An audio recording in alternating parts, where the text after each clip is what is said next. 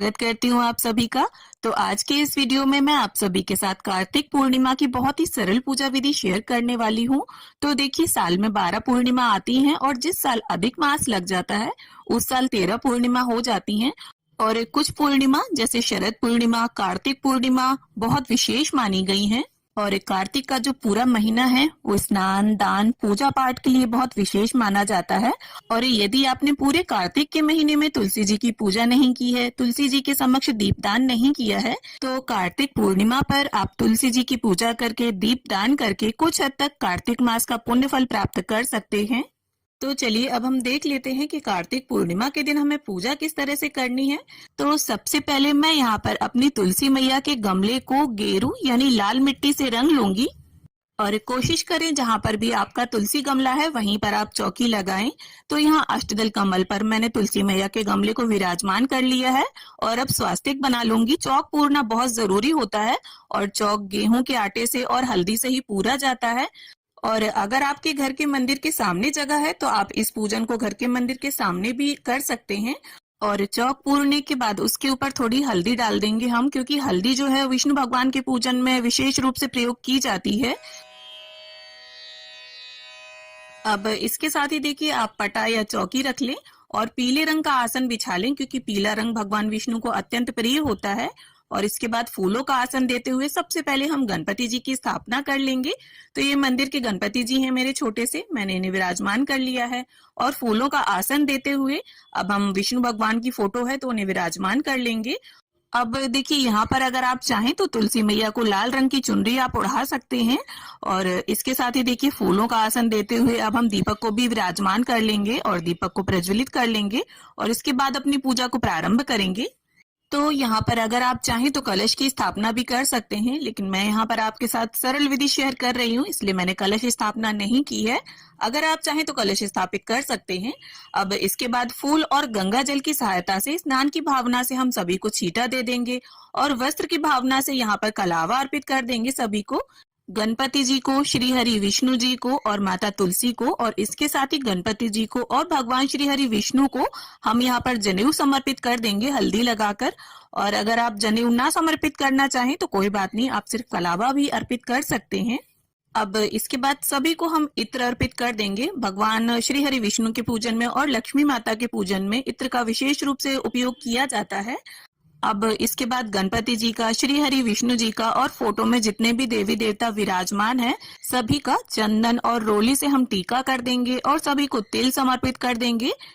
पूरे कार्तिक के महीने में तिल पूजा में अधिक से अधिक उपयोग किया जाता है, पूजा में, दान में, और वैसे भी भगवान विष्णु के पूजन में तिल विशेष रूप से उपयोग किया जाता है। इसके बाद तुलसी माता को यहाँ पर हम हल्दी समर्पित कर देंगे।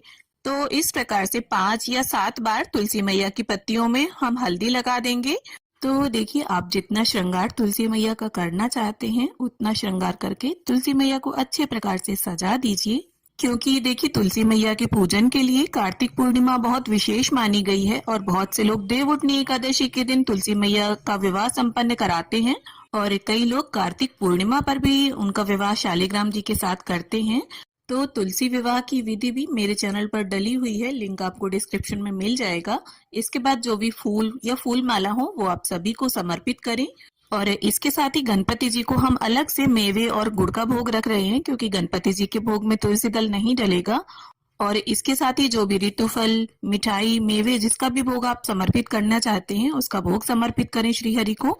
और इसके साथ ही अगर आपको हरे आंवले का फल उपलब्ध हो जाए तो उसका भी भोग आप कार्तिक पूर्णिमा के दिन श्री हरि को जरूर समर्पित करें। अब तुलसी मैया को यहाँ पर हम अलग से बताशे का भोग रख रहे हैं, क्योंकि जब भी हम किसी देवी माँ का पूजन करते हैं तो बताशे का भोग समर्पित करना बहुत ही शुभ माना जाता है। अब इसके साथ ही जो भी आपने भोग प्रसाद समर्पित किया है सभी भोग में आप तुलसी का पत्ता जरूर रख दें, क्योंकि बिना तुलसी दल के हमारे श्री हरि भोग को स्वीकार नहीं करेंगे। और इसके साथ ही हम जल का भोग भी रख देंगे तुलसी का पत्ता डालकर। अब देखिए, अगर आप तुलसी मैया को पूर्णिमा के दिन वस्त्र समर्पित करना चाहते हैं तो आप साड़ी, सूट ले सकते हैं या सिर्फ ब्लाउज पीस के ऊपर आप कुछ सुहाग का सामान रखकर तुलसी मैया को समर्पित कर सकते हैं। तो यहाँ पर मैंने चूड़ी, बिंदी, महावर, मेहंदी, सिंदूर, ये 5 चीजें सुहाग की रख ली हैं और इन्हें देखिए तुलसी मैया से छुवाकर हम यहीं पर रख देंगे। अब इसके बाद सीधे हाथ में हम पुष्प या तिल लेकर पूर्णिमा के दिन सुनी जाने वाली सत्यनारायण व्रत की कथा को पढ़ लेंगे या सुन लेंगे। तो यहाँ पर आप स्पष्ट रूप से देख सकते हैं कि ये जो कथा है पूर्णिमा के दिन और संक्रांति के दिन पढ़ी जाती है। और मेरी जो व्रत कथा की पुस्तिका है इसमें 5 अध्याय दिए हुए हैं और काफी छोटे छोटे अध्याय हैं जिन्हें हम कम समय में पढ़ सकते हैं। और इसमें देखिए लास्ट में आरती भी दी हुई है, तो अगर आपको आरती ना आती हो तो आप यहाँ से देखकर आरती भी पढ़ सकते हैं। और कथा संपन्न करने के बाद हाथ के पुष्प या तिल आप भगवान के चरणों में छोड़ दें। अब धूप और दीप से श्रद्धा पूर्वक बड़े ही प्रेम भाव से हम गणपति जी की, भगवान श्री हरि विष्णु की, माता तुलसी की, सभी की आरती उतार लेंगे। तो देखिए तुलसी विवाह की मैंने जो वीडियो डाली उसमें काफी कमेंट्स आए कि तुलसी पूजन में गणपति जी को नहीं बिठाते। तो यहाँ पर मैं क्लियर करूंगी कि अगर आप सिर्फ तुलसी पूजन करते हैं तब आप गणपति जी को नहीं बिठाएंगे। अगर तुलसी जी के साथ आप शालिग्राम जी को या विष्णु भगवान को बिठाकर पूजन करते हैं तब आपको गणपति जी को बैठाना होगा, क्योंकि बिना गणपति जी के ये जो पूजन है ये संपन्न नहीं माने जाते। अब इसके साथ ही देखिए जो भी आपका मन हो, जितना आपका सामर्थ्य हो उतनी दक्षिणा आप जरूर अर्पित करें। और इसके बाद देखिए सीधे हाथ में जल लेकर हम 3 बार चौकी के आसपास फिरा देंगे, पूजा का आचमन कर लेंगे और तुलसी मैया से, गणपति जी से, भगवान श्री हरि विष्णु से पूजा में रही कमियों के लिए क्षमा याचना कर लेंगे और ऐसी प्रार्थना कर लेंगे कि प्रभु सदैव हम पर और हमारे परिवार पर अपना आशीष बनाए रखना। अब देखिए कार्तिक पूर्णिमा के दिन तुलसी जी की 108 फेरी लगाने का विधान है। तो आप खाने पीने की चीज से, श्रृंगार के सामान से, जिससे भी बन पड़े और 108 ना हो सके तो 11, 21, 51 जितना आप में सामर्थ्य हो उतनी फेरी आप जरूर लगाएं। और यहाँ पर अगर आप चाहें तो 365 बाती का दीपदान भी कर सकती हैं, क्योंकि जो 12 महीने होते हैं उनमें कार्तिक के महीने को सर्वश्रेष्ठ माना गया है। और पूर्णिमा का जो दिन होता है वो कार्तिक मास का अंतिम दिन होता है। तो इस दिन को आप जाने ना दें हाथ से।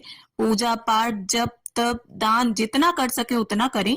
तो उम्मीद करती हूँ कार्तिक पूर्णिमा की ये सरल सी पूजा विधि आप सभी को जरूर पसंद आई होगी। जानकारी अच्छी लगी हो, वीडियो अच्छी लगी हो तो वीडियो को लाइक करें, ज्यादा से ज्यादा शेयर करें और हिंदू धर्म के व्रत, तीज, त्योहार में पूजा की विधि जानने के लिए चैनल को सब्सक्राइब कर लें। तो मिलती हूँ आप सभी से एक नए वीडियो में, तब तक के लिए हरे कृष्णा, राधे राधे।